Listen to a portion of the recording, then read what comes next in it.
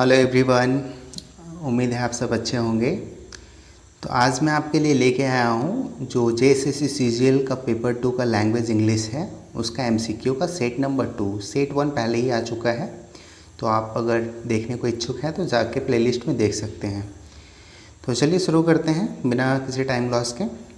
तो पहला जो आपका क्वेश्चन है वो रीडिंग कम्प्रिहेंशन है, अनसीन पैसेज। तो आप इसको पॉज करके एक बार देख लीजिएगा, और इसका जो भी क्वेश्चंस का आंसर है, करेक्ट आंसर, वो आपको हम बता दे रहे हैं ताकि आपको मिलाने में इजी हो।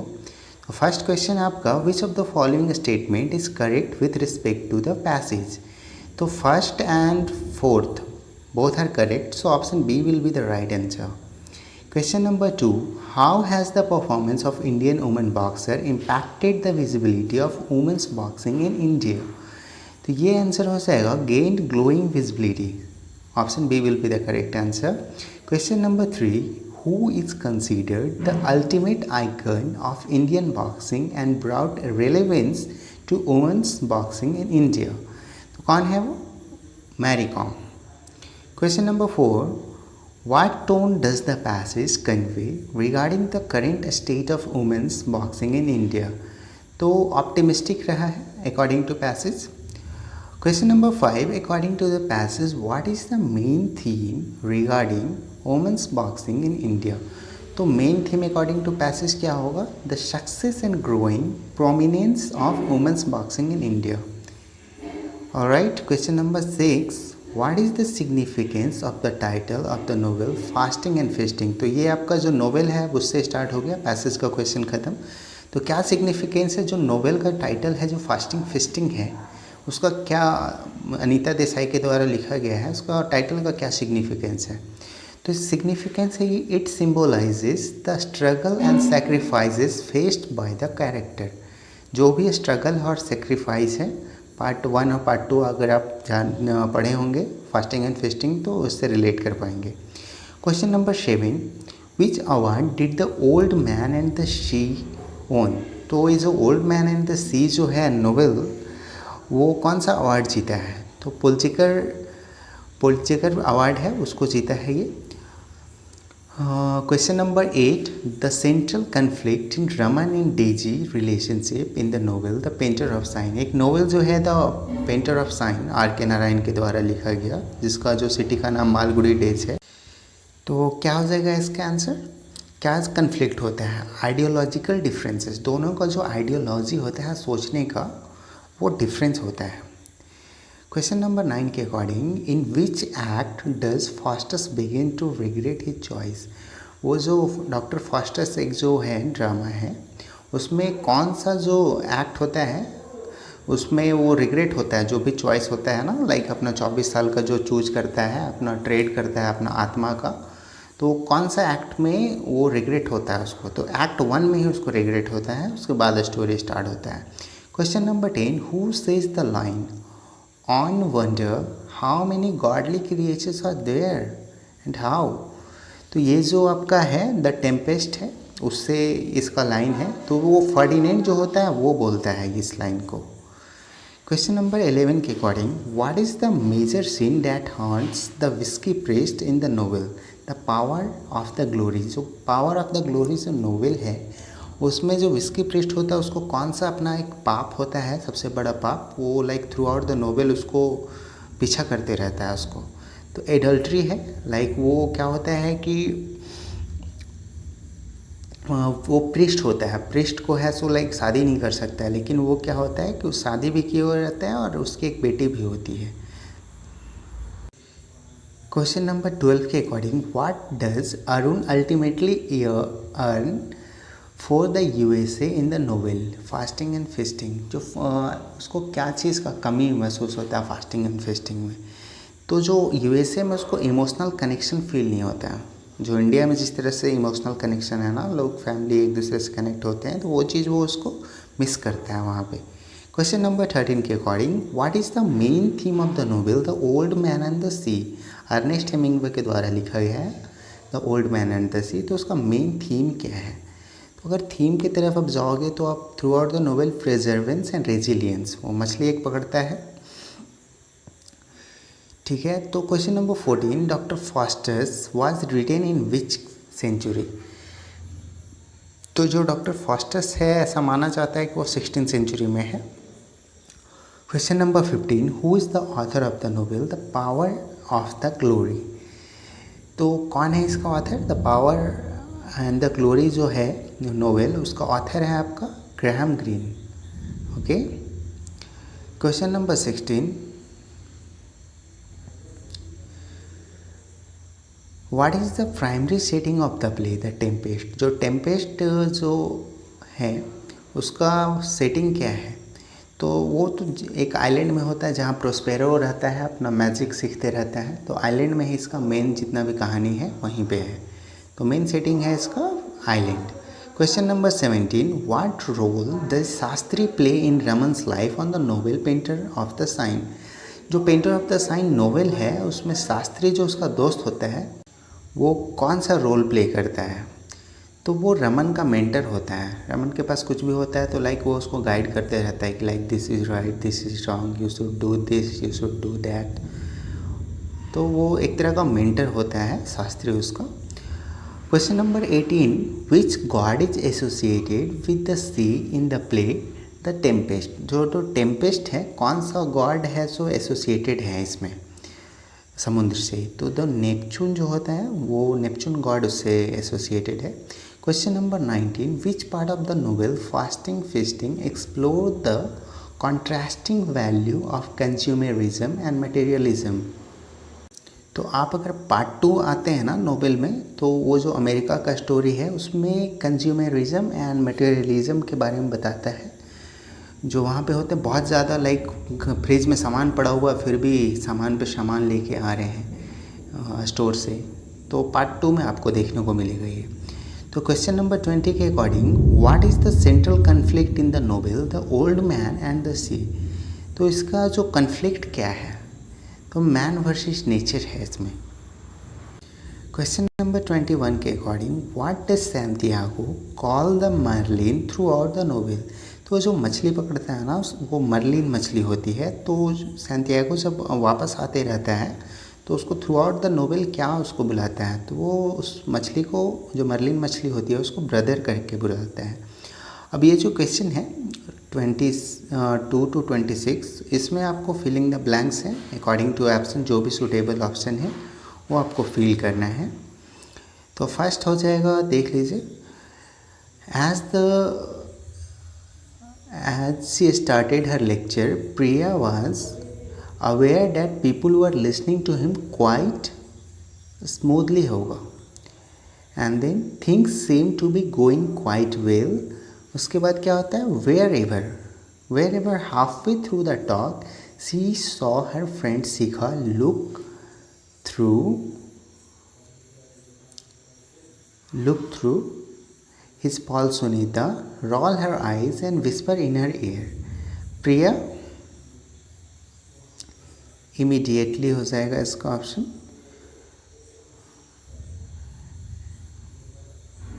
And for 26, who had been upset over since her promotion was now created हो जाएगा। तो आप एक बार देख लीजिएगा इसको पॉज करके। क्वेश्चन नंबर 27 के according, the play the tempest is believe to be Shakespeare's which play. तो ये फर्स्ट प्ले है, लास्ट प्ले है, मोस्ट पॉपुलर प्ले है और लीस्ट फेवरेट प्ले। तो this was the last play of Shakespeare's. Okay. Question number 28, what is the genre of doctor Faustus. जो doctor Faustus है उसका जेनरे क्या है? तो ट्रेजेडी हो जाता है डॉक्टर फॉस्टर्स के साथ। तो ट्रेजेडी इसका जेनरे है। Question number 29, the main protagonist seeking refugee in home of Shilpa and Vishnu in the final solution. तो कौन है प्रोटैगोनिस्ट? उसका जावेद होता है। वही शिल्पा और विष्णु के यहाँ आता भी है रहने के लिए as a refugee. Question number 30 के according, the riots depict in the play the final solution are based on actual events that occurred in which year. तो ये जो गुजरात राइट्स होते हैं ना उस पर ये बेस्ड है। 2002 में जो गुजरात का दंगा हुआ रहता है तो फाइनल सॉल्यूशन उस पर बेस्ड है। Question number 31, who is considered as one of the most influential figure in 20th century. तो T.S. एलियट जो थे वो 20th सेंचुरी के मोस्ट इन्फ्लुएंशियल फिगर थे। Question number 32, what does the poet's choice to title the poem telephone communication emphasise. तो जो choose करते हैं ना, वो जो कन्वर्सेशन होता है, जो पोएम है उसका जो टाइटल टेलीफोन कम्युनिकेशन, क्यों, क्या मतलब है उसका, तो ये बताता है the limitation of human isolation. Okay,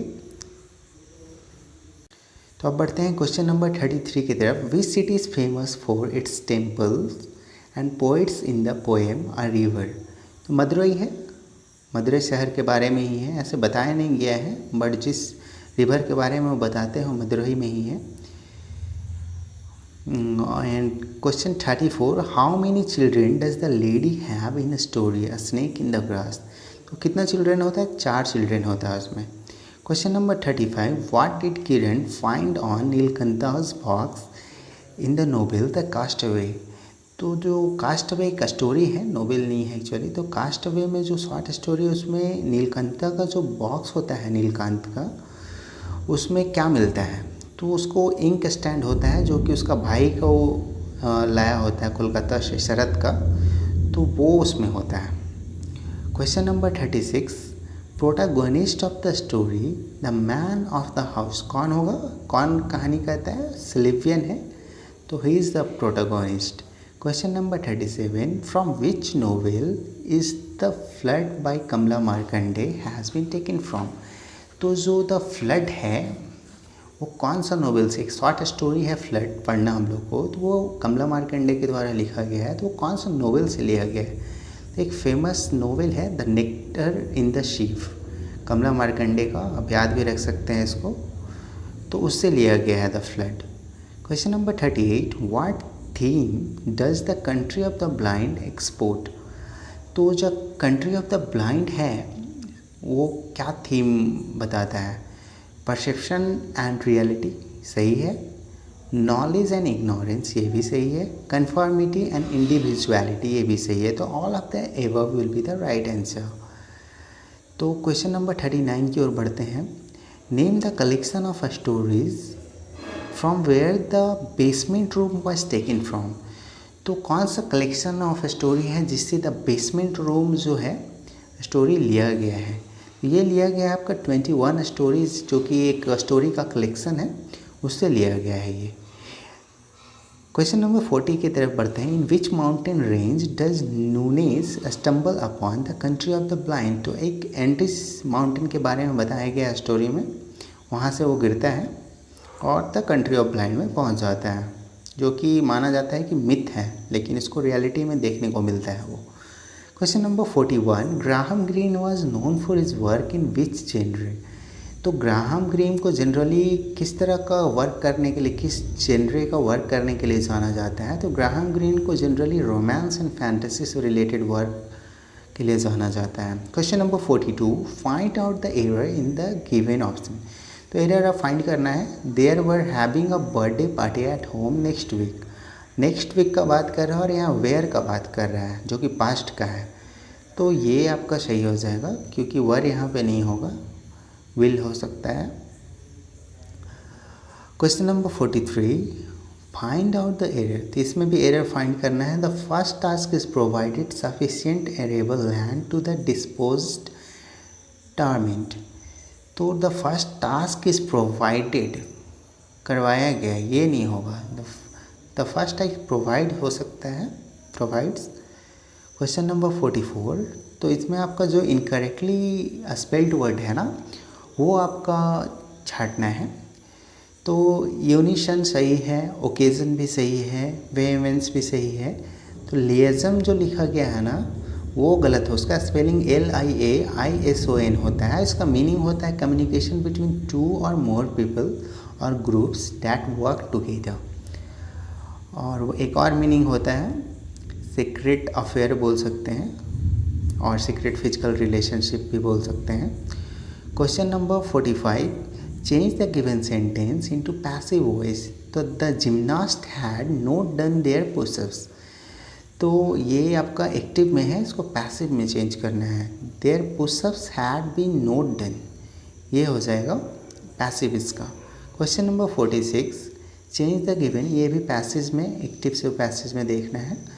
तो क्वेश्चन है the government has not approved the construction, ये एक्टिव में ही है, तो क्या हो जाएगा, the construction has not been approved by the government. कौन सा ऑप्शन है ये, बी ऑप्शन सही है आपका। Question number 47, select the most appropriate option to filling the blanks in the given sentence. तो children are innocent souls, children है तो blank and need the right guidance, तो हु किसको चाहिए राइट गाइडेंस, तो चिल्ड्रेन को, तो चिल्ड्रेन है तो वो लिविंग थिंग है तो हु हो जाएगा। What is the overall tone of letter to a teacher, अगर आपको लेटर टू अ टीचर ऐसे याद होगा तो उसमें क्या होता है कि जो ऐसे स्टार्ट होता है, जो मिलानी के जो 8 बच्चे होते हैं वो ऐसे लिखते हैं टीचर को, तो डियर टीचर या डियर मिस करके लिखते हैं। उसके बाद जो भी उनका खामियां होता है ना वो क्रिटिसाइज़ करते हैं उस चीज़ को, तो शुरू में तो रिस्पेक्ट करते हैं फिर क्रिटिसाइज़ करते हैं, तो ये जो टोन है सटारिकल हो जाएगा आपका। Question number 49, in the essay discipline for daily life what is lacking in the mental attitude of present day minors. तो आप अगर प्रेजेंट डे माइनर्स की तरफ ये जो है discipline for daily life Lewis Mumford के द्वारा, इसका एमसीक्यू भी दिया हुआ है, आप प्लेलिस्ट चेक कर लीजिएगा। तो डिसिप्लिन फॉर डेली लाइफ में जो बताते हैं कि आजकल का जो बच्चा है ना पॉलिटिकल नॉलेज की तरफ ज़्यादा ध्यान नहीं देते हैं, तो उस ओर बताया गया है। Question number 50 according, in the story the country of blinds what language does the blind inhabitants of the country of the blind speak. तो वो जो कंट्री ऑफ ब्लाइंड जो है उसमें वहाँ का जो लोग हैं कौन सा भाषा बोलते हैं, तो वो लोग स्पेनिश बोलते हैं, बट स्पेनिश भी करेक्ट नहीं बोलते हैं, वो थोड़ा डिस्टॉर्टेड फॉर्म में स्पेनिश था, बट ये समझ जा रहा था। ऑलराइट, क्वेश्चन 51 के according the story snake in the grass open in the scene of, जो स्टोरी है स्नेक इन द ग्रास वो कहाँ से स्टार्ट होता है, तो एक सनी आफ्टरनून होता है वहाँ से स्टार्ट होता है ये। अब आपको राइम स्कीम बताना है, जो सोनेट 29 है जो कि शेक्सपियर के द्वारा लिखा गया, उसका क्या है आपका राइम स्कीम। तो ABBA CDEC एंड DE इसका राइमिंग स्कीम है।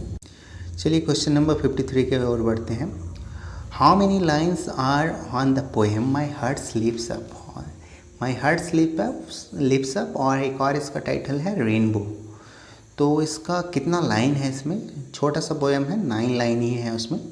Question number 54, what is the overall tone of the poem the rainbow by William Wordsworth.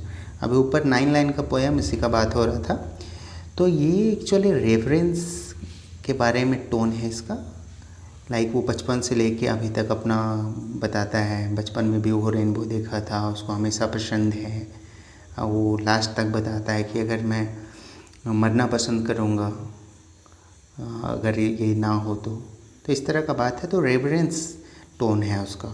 Question number 55, who is the poet of the poem the listeners.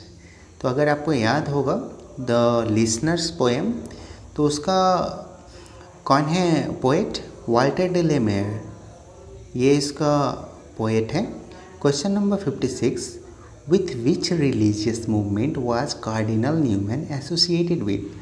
तो lead kindly light जो है cardinal Newman ही लिखे हैं, तो उस time एक Oxford movement था उससे वो जुड़े हुए थे।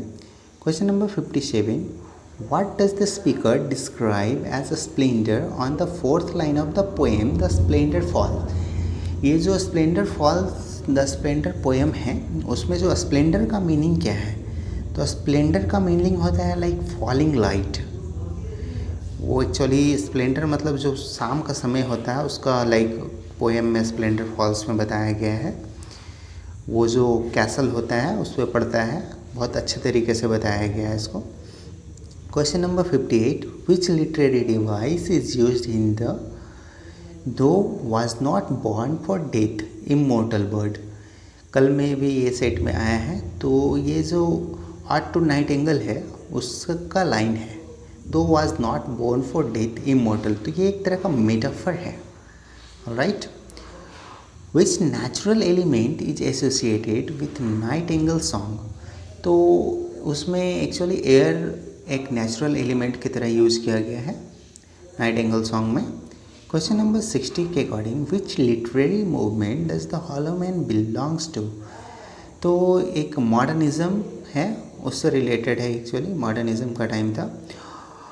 तो question number 61 what is synonym of generous. तो जेनरस मतलब होता है सबका हेल्प करने वाला, तो अल्ट्रिस्ट हो जाएगा सिनोनिम उसका। Question number 62 what is the synonym of the word Jubilant. तो जुबिलेंट का क्या सिनोनिम हो जाएगा आपका, तो पैरोलुसिट हो जाएगा, जो खुश रहता है हमेशा।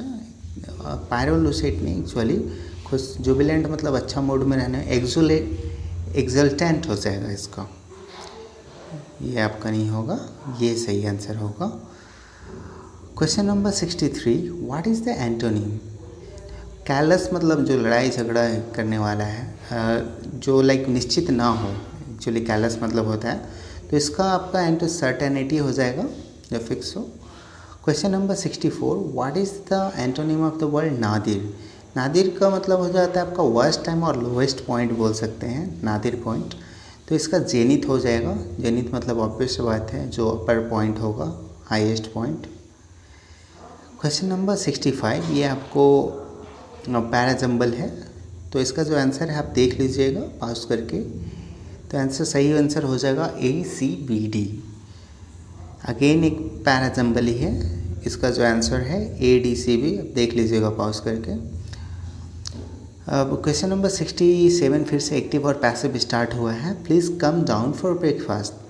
तो ये क्या हो जाएगा, एक्टिव में है, इसका पैसिव बनाना है आपका, तो you are requested to come down for breakfast, C will be the right answer. B भी वैसे दिख रहा है लेकिन रिक्वेस्ट की जगह रिक्वेस्टेड होगा वर्ब 3 में, तो कंफ्यूज नहीं होना है। 68 there are 3 important things to keep in mind while trekking. ये आपका एक्टिव में ही है, इसको पैसिव में करना है, तो पैसिव इसका हो जाएगा there are 3 important things to be kept in mind while tracking होगा। राइट। क्वेश्चन नंबर 69 ये अब आ गया नरेशन और इनडायरेक्ट और डायरेक्ट स्पीच। तो 69 के according I said to my brother please do not disturb me. तो इसमें आपका आंसर क्या हो जाएगा, I said to my brother please do not disturb, तो I requested my brother not to disturb me will be the right answer. So B will be the right answer. This one will be the right answer. Requested my brother.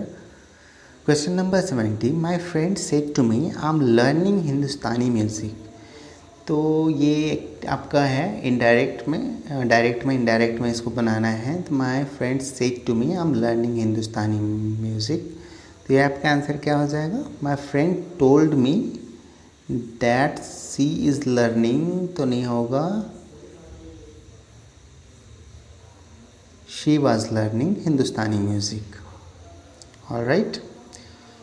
Question number 71 choose the one which can be substituted for the given words. तो one word substitution इसको बोल सकते हैं, incapable of being justified और excused. तो इसका one word क्या होगा, इनएक्सक्यूजेबल। क्वेश्चन नंबर 72 तो इसमें भी आपको वन वर्ड सब्स्टिट्यूट करना है फॉर दिस वर्ड और sentence, act of forecasting by examining present condition.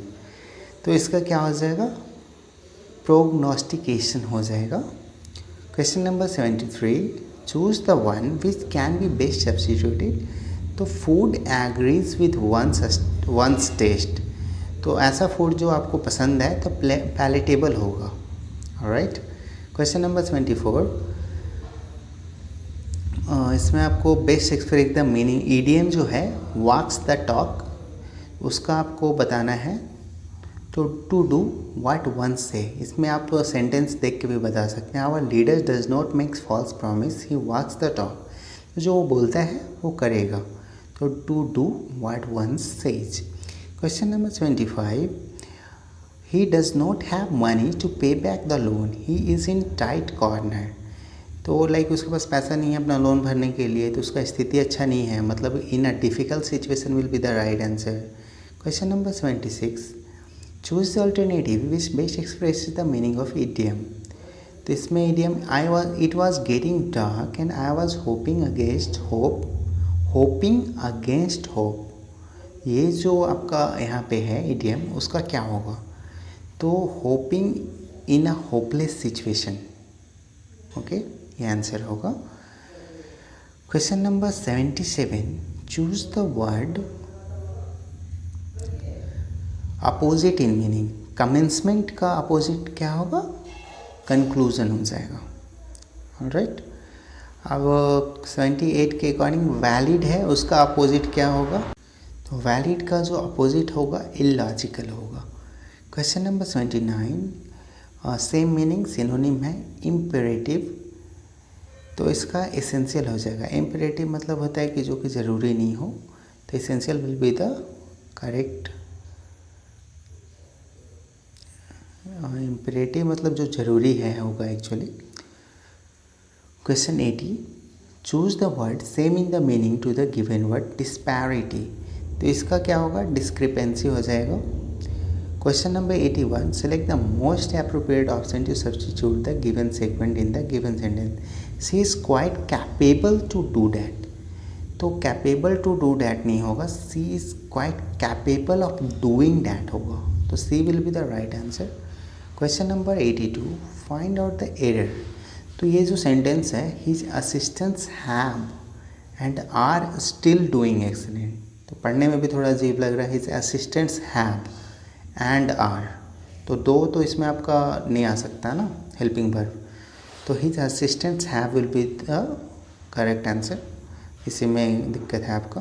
Question number 83, the guest said to them please give me a cup of coffee, तो ये आपका नरेशन में से आ गया है, तो इसका क्या हो जाएगा? द गेस्ट प्लीज़ आया है तो क्या होगा? रिक्वेस्टेड होगा। The guest requested them to give him a cup of coffee.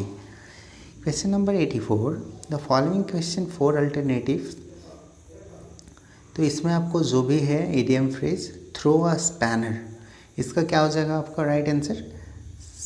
Sabotage करना। Question number 85, where does Bhagavata suggest हयावतना to find a solution to his problem. जो भागवता है, हयावतना जो स्टोरी है, उसमें भागवता ही डिस्क्राइब करता है, सारा प्रोटोगोनिस्ट है वो बोल सकते हैं। तो हयावतना जब उसके पास आता है सजेशन लेने, तो वो उसको कहाँ अपना प्रॉब्लम का सल्यूशन लेने के लिए भेजता है? तो वो उसको बोलता है कि माउंट चित्रकूट चल जाओ, वहाँ तुम अपना प्रॉब्लम का सॉल्यूशन मिल सकता है तुमको। Question number 86, the line blow बगल बगल blow set the wild echoes flying implies that the speaker wants, तो जो ब्लो बगल, जो ये जो पोएम है ब्लो बगल blow set the wild echoes flying, ये आपका लाइक क्या बताता है? तो ये बताता है आपका जो बिगुल है to create reverberation sound. Okay, like वो इको करेगा ना, तो रिवर्बरेशन करेगा। Question number 87, the Middle English period has also been called the period of, तो लेबल्ड इन्फ्लेक्शन पीरियड बोला गया है मिडिल इंग्लिश का जो पीरियड है उससे। क्वेश्चन नंबर 88 के according which of the following word might be of Vikings descent? A and B है, कल भी एक तरह का क्वेश्चन था एच। अब क्वेश्चन नंबर 89 की तरफ बढ़ते हैं। The study of sound pattern come under umbrella of, जो साउंड पैटर्न होता है उसको स्टडी को क्या बोलते हैं हम लोग? फोनेटिक्स बोलते हैं। अब question number 19, the word sip contains how many phonemes? कल भी एक क्वेश्चन आया था इससे रिलेटेड कि फोनेम से रिलेटेड, तो इसमें भी 3 फोनेम्स हैं सिप। Question number 91, what was doctor Johnson's a dictionary of the English language was published? When था, तो when was doctor Johnson's a dictionary of English language was published? तो 1765 में इसको पब्लिश किया गया था। कल ये भी क्वेश्चन एक आया था, Johnson tone. Question 92, which term refers to the study of internal structure of word? जो इंटरनल स्ट्रक्चर ऑफ वर्ड है उसका स्टडी को क्या बोलते हैं हम लोग? मॉर्फोलॉजी बोलते हैं। Okay.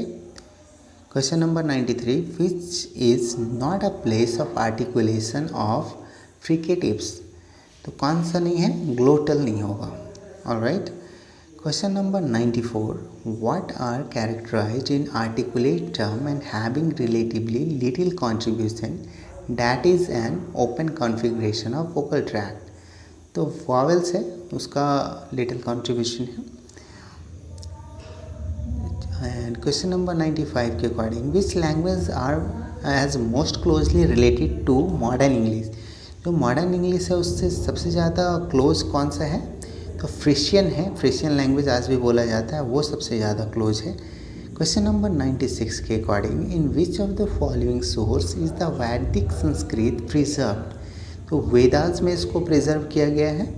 Question number 97, most of the ancient Greek poetry and prose were written in which language. तो जो ग्रीक पोइट्री एंड प्रोज है कौन सा, तो मैसिनियन है। कल भी इससे रिलेटेड एक क्वेश्चन आया है, तो आप देख लीजिएगा जाके। Question number 98, by whom was the printing introduced into England during 1476। तो विलियम कैक्सटन थे, वही प्रिंटिंग प्रेस का आविष्कार किए थे, जो कि इंग्लिश के लिए बहुत हेल्पफुल साबित हुआ। Question number 99, the Bible authorised version of the vocabulary was adopted mainly from where. तो एंग्लो सैक्सन जो पीरियड था उस टाइम इसको अडॉप्ट किया गया। Question number 100, which word has been derived from Indian language. तो शैम्पू, स्कीपर, वाटर और rainbow. Water को डिराइव किया गया है इंडियन लैंग्वेज से। तो ये थे 100 क्वेश्चंस आपके इंग्लिश लैंग्वेज JSSC CGL के लिए। अगर आपको सेशन पसंद आया हो तो प्लीज़ लाइक करें, सब्सक्राइब करें, और कोशिश करूँगा मैं डेली एक नया सेट लेके आऊँ। Thank you, and please comment करें अगर और किसी चीज़ का MCQ चाहिए तो। Thank you so much.